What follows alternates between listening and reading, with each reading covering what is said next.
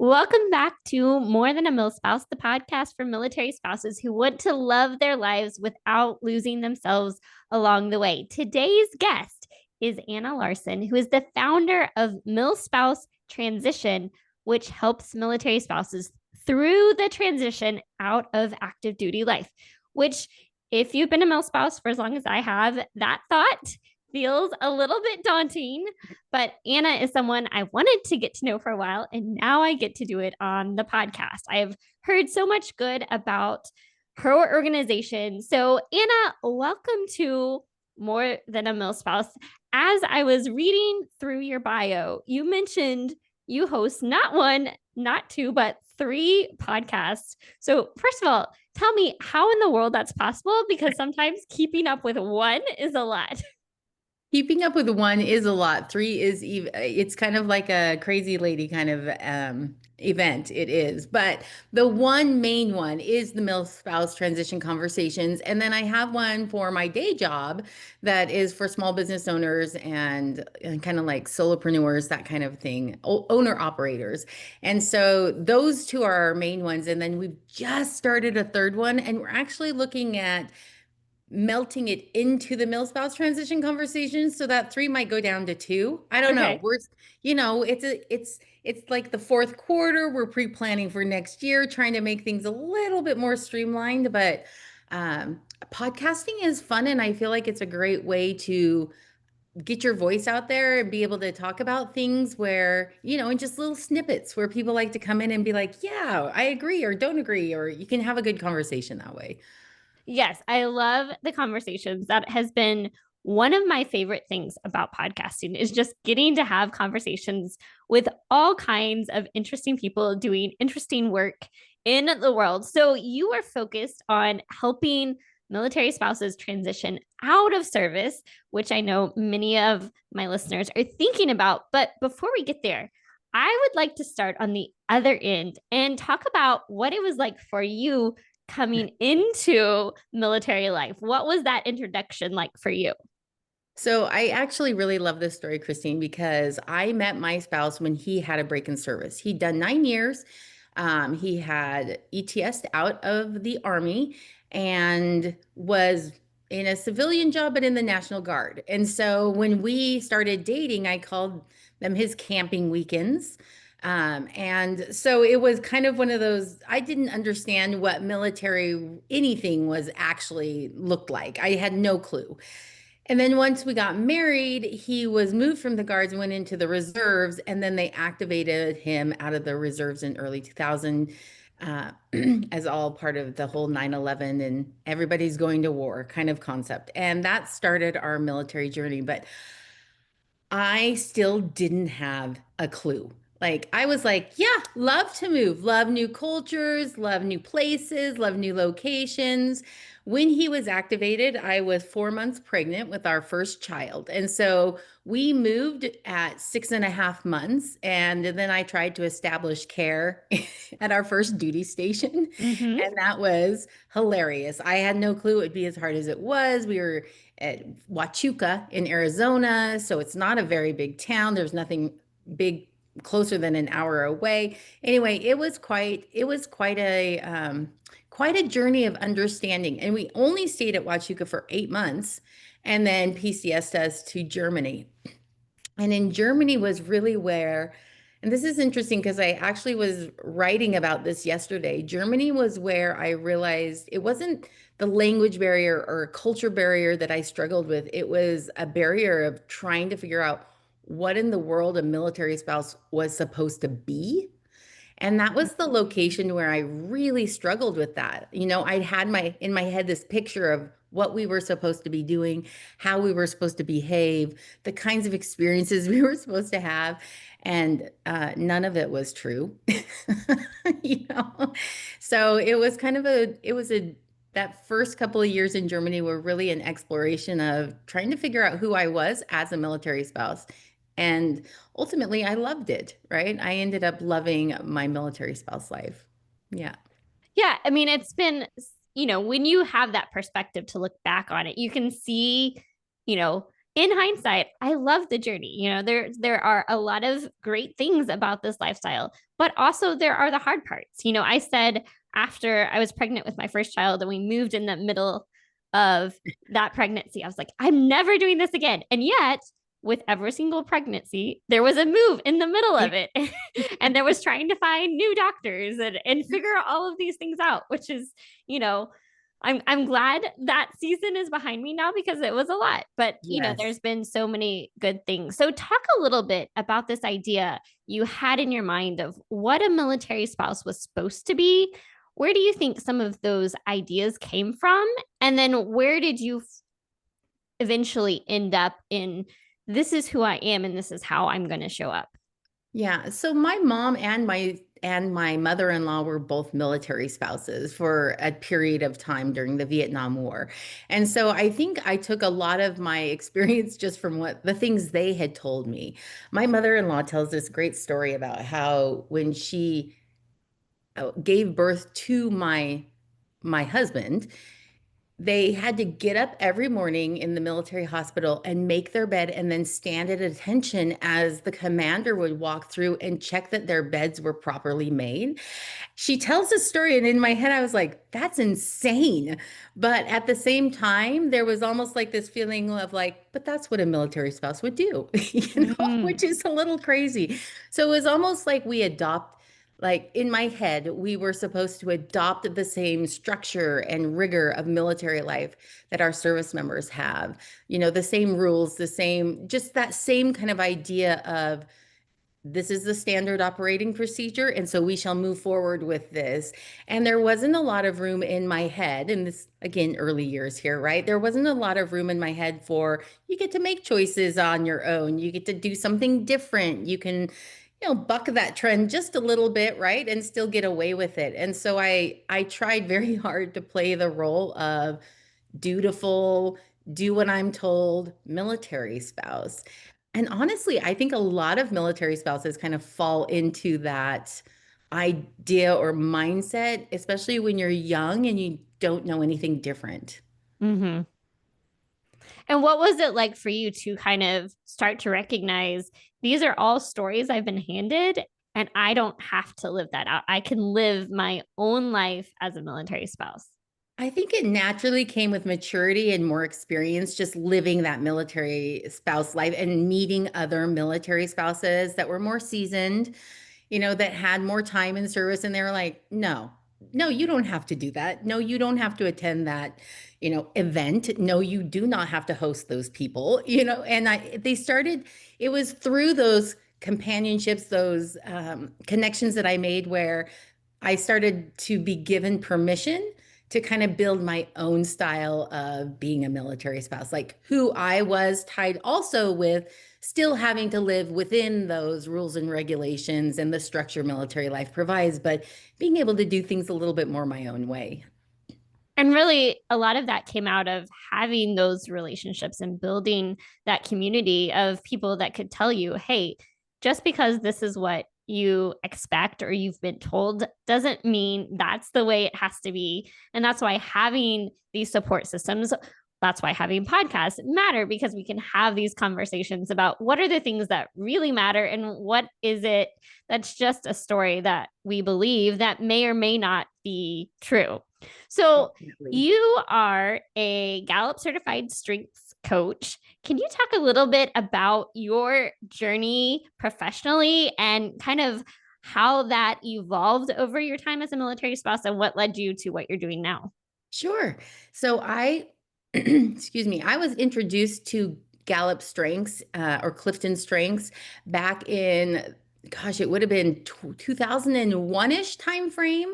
And I took my first assessment test when, as an employee of, it's a Fortune 500 company I was working for, a defense contractor. And I took the test as part of a team building exercise. And then we kind of did the team building exercise. And then we all promptly put it aside because, there's a million other things going on. And that was right before our first PCS move. When my spouse was activated. And so we we moved and started living that military life. And I honestly, occasionally would pull out that test and look at it, but didn't really spend a lot of time like digging into what strengths truly meant. And then about 4 years ago, when we transitioned out of active duty military life, I was thinking in my head, this is so much harder than it should be. And I feel pretty grounded, right? I felt pretty grounded in terms of understanding who I was, not solely identifying as a military spouse. My career with that company had continued the entirety of our military spouse life. I was very fortunate, kind of a unicorn among spouses who are employed, in that that company would give me extended leaves of absence when we would move OCONUS. So I could take 2 years off and live in Africa. And then when I came back to the States, they had a job for me. So while I didn't see a lot of upwards career progression, I always had a job and a profession within my chosen, industry of study. And so for that, I felt very fortunate. And so when we transitioned, I had opted to no longer continue working for a company and had started my own business. And as part of this, as I transition was so difficult for us, I thought, there's got to be a better way to do this. And the more I dug into it and I kind of started talking to, again, those military spouse connections in the community that had transitioned out or that were working with seasoned spouses or that had experienced transition on their own already, I discovered a couple of things. First, spouses need a checklist, right? They need a checklist of what to do because we really function best when we kind of have a list, right? We Mm-hmm. know that process. That was the first thing. But the second thing was that transition was much, much more than what the military or the Department of Defense says it is, which is essentially your service members getting a new job, right? That's kind of their path of transition. And what I realized is that no, no, no, it's actually a family event. If you have a family, it is a family event. And secondary is it covers literally every part of who you are. And so that turned into well-beings. And as I started to kind of look into that, I realized that it tied back to this Clifton Strengths idea that I'd had so many, many years ago. I'd pulled that out again during transition, looking at it, and I thought I should retake this test. So I did. And in retaking that, surprisingly, things hadn't changed a whole lot. In the 20 years that I had taken it, my strengths all remained within the top 10, just differently ordered, which I thought was very, very interesting. And that kind of spurred me to say, this is a tool I believe could really support military spouses through these change processes that we have to deal with. And for me specifically, my emphasis, of course, is on transitioning spouses. But honestly, when you think about strengths and those innate talents and how we do things and the way we do them that doesn't drain us. That's really what strengths is about, right? It's you choosing to do things in a way that you do them best. So while I'm a task oriented person, I like those checklists. I want to be marking things off and feel industrious all day. Another person might be very strong in empathy. I score very low on that. I'm just going to whisper that into here right now, right? But it's also not that I can't be empathetic. It's just that being empathetic constantly will drain my energy. Whereas when I feel industrious, I actually have more energy to give. And so when you start to look at all the change and transitions that military spouses go through and the things that we have to do, and being given permission to do it in your own way, strengths really starts to make sense in that you can choose to do this in a way that gives you energy, fills your buckets instead of completely depleting you as you go through this military life. And that's where strengths came in to the work that I do. I really like your emphasis on looking at what gives you energy. What is life giving to you and how can you prioritize that? I want to step back for a minute because I want to talk about strengths some more, but you talked about your transition out and realizing that it was about so much more than just the things that you needed to do on the checklist. Because if we don't have the list of things that have to get done, that creates its own sense of overwhelm. But even knowing, okay, here's what needs to happen, it can still be a challenging season of life. And I've talked with friends that have transitioned out, and it's interesting because there's so many different experiences of everything from this is everything I ever wanted to this is so hard. I miss military life. So, talk about your experience and what really led you to start Milspouse Transition. Okay, so I call it my library moment. And what happened was it literally was the day my spouse was getting his DD 214, okay, April 1st, which in and of itself is kind of ironic. But we transitioned out during COVID. So that added, like, what I'm going to say is just a secondary layer of difficulty in terms of being able to connect with people and talk to people. But as I stood at the window, he was driving into headquarters. He had a full beard hidden underneath his mask, right? Everybody's masked up. He was like, why would I shave? Right? I mean, I'm just going to basically pick up two manila envelopes, one for me, one for you, and we're done. There's no ceremony, no retirement, anything of any kind, because you can't be within 6 feet of each other. And so I stood there at the window and I was watching him drive away. And this thought popped into my head. And it was, I don't know if I can still use the on post library, which feels silly and a little insignificant in that moment.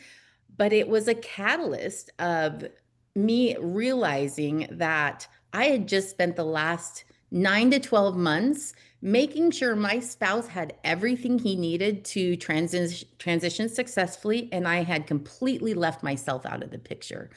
So that checklist, it was his checklist, and I focused on it and I made sure he had everything he needed. He got it all done.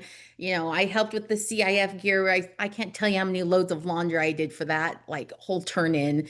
And just little things like that, managing appointments for doctor, getting things set up for him. But in that process, I had forgotten that myself, I was also leaving a life I'd been living for 2 decades. And I hadn't stopped to think about what that impact was going to be. I mean, we always consider transition, retirement, right? Golden years. We're going to be able to do everything we want, anything we want. The reality can be far different from that. I mean, what we envision in our heads versus what it is. So as I watched him drive away, I had this like almost panic attack of I'm not ready, right? That lack of knowledge about the dumb library card, even though there's 5 community libraries in the city I live in, and I can use any of them and it doesn't matter. It was not knowing if I was still accepted into a place I'd always been accepted, not knowing if I had prepared well enough, because I didn't have an answer to a simple question like this. I felt completely lost in that moment. And I think that was the point where I said, there has got to be a better way for this to work for military spouses, where we don't stand here watching our spouse take hold of that DD 214 and not feel the kind of panic and anxiety and stress and sadness. And I didn't recognize it at the time, but it truly was also grief that I was feeling. And it took a long time for me to recognize this is what it is. And it wasn't until I talked to other military spouses that I recognized also that so many other spouses felt that exact same way, even if it wasn't about the library, even if they'd had the big retirement ceremony, they still felt lost and like their voice had never really been heard as part of the process. And that is what led me to start Milspouse Transition. I thought, I'm going to do a bit. We're going to create something that's going to allow spouses an opportunity to better understand what they can do, how they can do it, and why they should do it as part of that transition process. It's the same thing that we face when we're active duty spouses, that we can get to this place where we've put our own dreams, passions, goals on the back burner, and we're like, who am I anymore? But as much as we try to have an identity outside of just being a military spouse, it is such a part of who we are. And so when you transition away and you're like, okay, this is no longer going to be a part of my life anymore, it's going to look different. What does that look like? And that can cause all sorts of feelings. Like you said, there is an element of grief of leaving behind something that has been such a large part of our life and has dictated so much about our life. And like trying to figure out how you navigate that can be really unnerving. So when you went about creating Milspouse Transition, kind of what did you look at and how did you say, this is how I want this to look? Yeah. So I really pulled again from kind of the initial, what I would call the initial work of other military spouses, kind of in the seasoned spouse area. It really came down to like, it was the focus of originally, backing up just a minute, was on retiring spouses. Because that's what I was, that's what I knew, right? We'd done more than 2 decades of military life, and that's what I understood at that point in time. And so when I looked at it from that perspective, I thought to myself, we need a checklist because that's what I do best, right? A timeline of some sort that ties to the kind of tasks that military spouses handle in military families. And of course, this is generalized, and every family is just a little different. There's no one size fits all, right? All of those things still pertain, but at least we can give a framework that someone can work from. And then I thought, we need to address more than just tasks, though. We need to address the loss of identity that you were just talking about, right? That we need to address the new communities that we're coming into, understanding what civilian world really is. Can you still call yourself a military spouse? These were all questions that other transition spouses said that they felt so uncomfortable because they didn't know how to answer these things. They didn't know if they still felt welcome. I know that there are spouses that said the day we left active duty, I felt like I could no longer speak to active duty spouses in a way with any authority because I no longer lived the life they were living.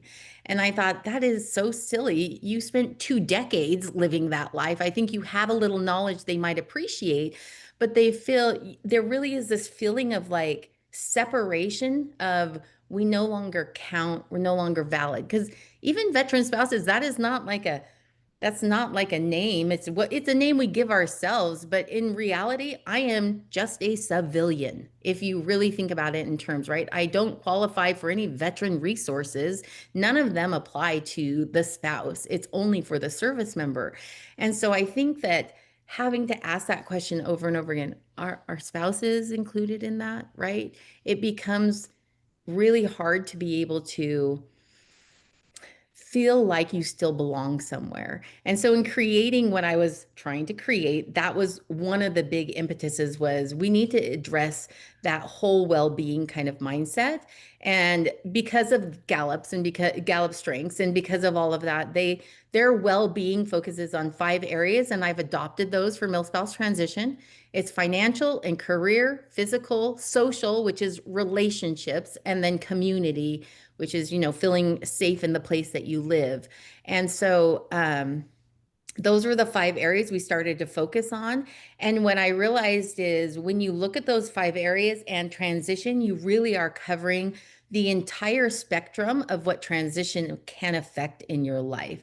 Everything from, are you financially prepared, and savings, and your TSP, and do you know what to do with those kinds of things, all the way down to your relationships. And yeah, you're going to fight a lot more with your service member than you thought you might, or you might assume they believe the same thing you do in this area, and then you're going to have that conversation. You're going to realize you don't have the same ideas of how this should work, and that's going to cause some conflict when there's already so much stress and anxiety happening.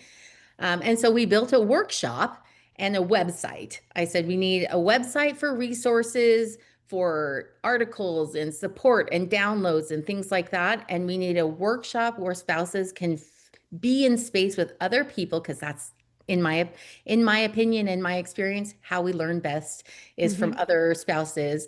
And to sit in a space together and to be able to talk through this process.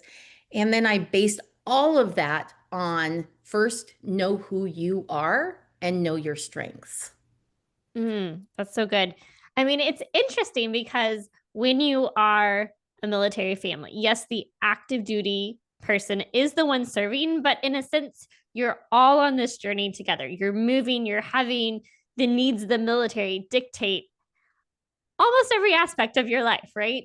Yeah. And so then when you have this transition, the active duty member becomes the veteran. But as a family member, you're like, I just spent the last however many years of my life having someone else tell me where I was going to live, how long I was going to stay, so on and so forth. And now, like, I didn't technically sign a letter say that I was going to serve. And so who am I now? How does it obviously has impacted my life, but I don't have a name per se that I am anymore. And so really taking that time to find yourself and to figure out who you are outside of what you do, outside of the story of your life is so valuable. So talk a little bit about the strengths process and how understanding our strengths changes the way that military spouses can navigate this shift to civilian life.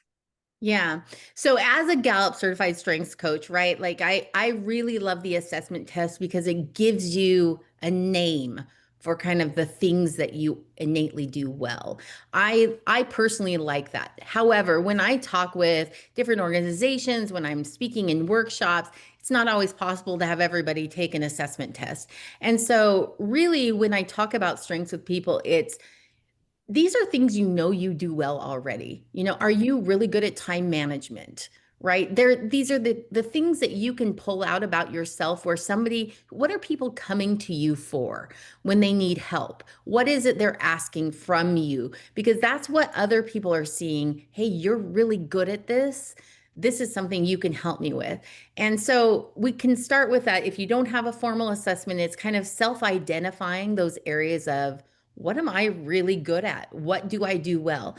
And then it's taking that information and applying it towards some of the challenges that we face. So you were talking about this whole identity thing, and one of the one of the biggest conversations I have with spouses is don't wait until you've transitioned because the resources you need to help you sort all that out, maybe some of them are available for 1 year after, but then they disappear. They're not available for veteran spouses. You have to either be active duty or within that 1 year time frame. And so it's kind of this idea of look at the challenges you're going to face. We all know where we're strong and where we're not, right? Like if you are bad with your finances, this could be a big struggle with you in transition. And so the idea is then to look at the things you're good at. How do I apply them to what I'm not good at? How can I change the way I'm currently doing things to make it easier, more streamlined, and less of a burden while I'm also navigating all of these other transition processes that have been added to my plate. And some of it is just really like taking the time to sit down and think it through. And then it's always helpful to have somebody who understands that process, has been through that process, and who knows where there's going to be challenges that maybe you aren't aware of. One of the things that surprised me about our transition that I had not expected was when my service member went through the VA process in order to do his disability claim paperwork, he had to open up and talk about things he'd never talked about before. Things that had happened during times of war when he was deployed, things that he'd seen or experienced or heard, things he'd had to do. And these were not things he'd ever talked with me about. They were compartments in the back of his head, but in order for this disability process to move forward, now all of a sudden he's opening these compartments. And there was a few weeks where I was like, what is wrong with you? It was kind of like I don't understand what's happening here. And that process affected him so strongly that it rolled into our family, right? My children were seeing it, I was seeing it, and it was causing conflict within our family that I didn't know how to handle because I didn't understand what was going on. I didn't even know that's what he was doing. And so it's like just knowing in advance, being able to feel prepared in advance is such a benefit for spouses. Being blindsided has never been, that's never the way to do it, right? I mean, in any part of military life, we have four different plans for a reason. We know that change is going to happen, but if we can feel slightly prepared for it, it can make all the difference between a successful transition for you and your family and a miserable one where I have spouses that reach out to me that are 15 years out of active duty life and still floundering and feeling lost and alone, Mhm. like they just still aren't prepared for it. And that just makes me so sad because I think, remember, we're supposed to be living our golden years right now, getting all the choices and chances and opportunities you don't have in military life, but they don't know how to move past that feeling of loss and grief that I felt that day. Mhm. So, Yeah, and I think, what you said is so important that starting now, like you can't start too early to no. find yourself, to figure out who am I, what are my strengths? How can I live into this? And that's going to take you through all of the transitions of life. And there are more resources available to you as an active duty spouse than once your spouse transitions out. So, I know one of the challenges for many spouses is that they don't see their own strengths, what they bring to the table, especially if you're not in a career and you don't have people telling you, "Hey, this is what you're really good at." Sometimes we don't see what it is that we're good at. So, what do we do about that? How can we start to understand what our strengths are? Well, one of the simple exercises I have people do if they're really interested in this, if they're not ready for an assessment test, the first thing I would say is go take the Clifton Strengths Assessment Test. I can help facilitate that, or just go to the Gallup website. Anyway, that would be the first thing because then you have like official words, right? You feel like I have something official I can look at and say, this is what I'm good at. This is why I'm good at it. But unless you really understand the language and the different strengths that they have, it's nice to have somebody kind of walk you through what does that truly mean for you afterwards. But if you're not ready to do that, one of the things I tell people to do is ask the question. So go to your spouse and say, what's one thing you think I'm really good at?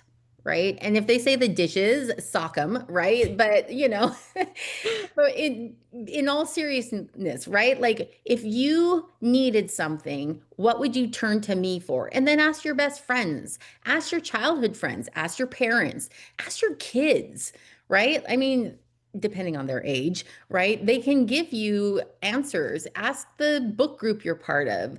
The person you go have coffee with every couple of weeks. Just say, "Hey, I'm just doing a little like self-awareness poll. What would you say about this?" Right? And see what people say. You'll start to see patterns. And whether they use the exact same word, there's usually kind of a thematic kind of area of what people will say about you. So before I took the test the second time, my friends, they would lovingly refer to me as a social justice warrior. That's what they would say, right? Because I would just get so fired up about certain things. And that's what they called me. And then when I retook the test and I realized, oh my gosh, this is what consistency is in Clifton Strengths language, which is you want fairness and equality across the board. Processes and rules everybody are going to follow that are all the same. So we all have this fabulous opportunity and outcome, and nobody gets left out in that process. And so it was very interesting that they could recognize something about me that I probably would never have pulled that out. If somebody said, "What are you good at?" I never would have said, "I'm a social justice warrior," or "I like fairness and rules," or I would never have chosen that about myself, but they could see it from the outside. So that's like just a simple little exercise I would encourage you to do.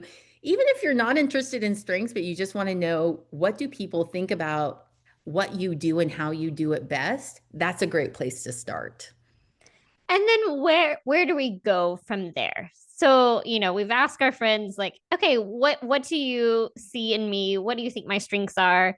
You have these words, but like how does that help you find yourself and live that out? That's a great question. So again, as a Gallup certified strengths coach, what we do with our clients is we do a process called naming it, claiming it, and then aiming it. So naming it is just knowing those strengths, being able to have the actual words to describe who you are and how you do things, to know what those talents are. Claiming it is understanding it for yourself. So being able to recognize that strength at work in how you do things, being able to pinpoint timeframes or situations or reactions that you are consistently doing where you're saying, "Oh, I recognize that's this strength at work right now." And being able to say, "Ooh, this area that drains me, I'm not using my strengths in this area, which is why I feel so drained." That's the claiming it process.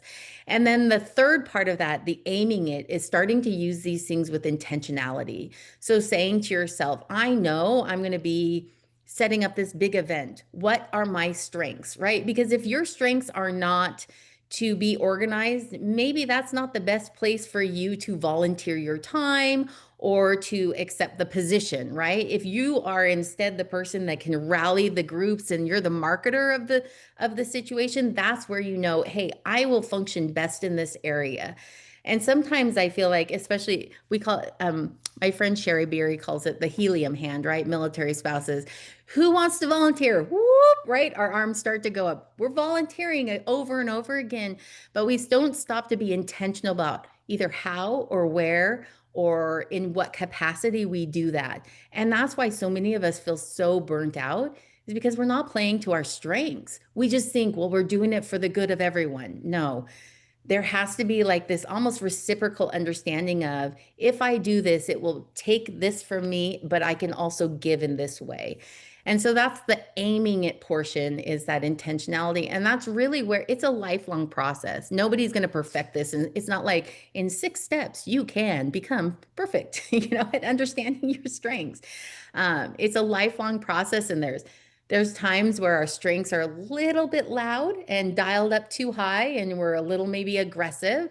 And there's times where we feel uncomfortable or nervous, so we dial it down too low. And something that we could have really helped out with, we're nervous or afraid of sharing who we really are in that capacity. And so it's this process of like just learning how to apply it for your own life so that you feel good about who you are and what you're doing.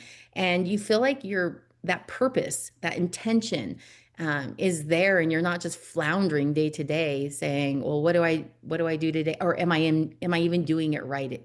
Am I Mhm. parenting right? Am I being a sister right? Am I working at the right job?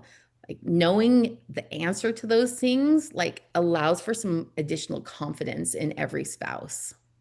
Well, and I think it's so important because it's so easy to get burned out by doing things that don't light us up. And so the more that we begin to understand ourselves, to understand how we operate, and to say, okay, these are the things that I'm good at. And the more that I do more of this, the more I feel fueled and filled and full of joy. And the more that I'm able to give and serve others without leading to that place of burnout. So it's not just about what you do, but it's about how you feel and Yeah. how you live your life, and to be able to find purpose in whatever way that looks like. Um, it's a much more fulfilling way to live than when you're just trying to respond to what happens and letting circumstances drive the bus. Yeah. And I would say, Christine, that strengths do not tell you what you can do. Strengths tell you how you do things best. And so everyone is capable of doing all things, right? I mean, I used the example of empathy earlier. I am capable of being empathetic. I do it frequently. I mean, I have to with what I do with transitioning military spouses, right? I have to apply that to many conversations.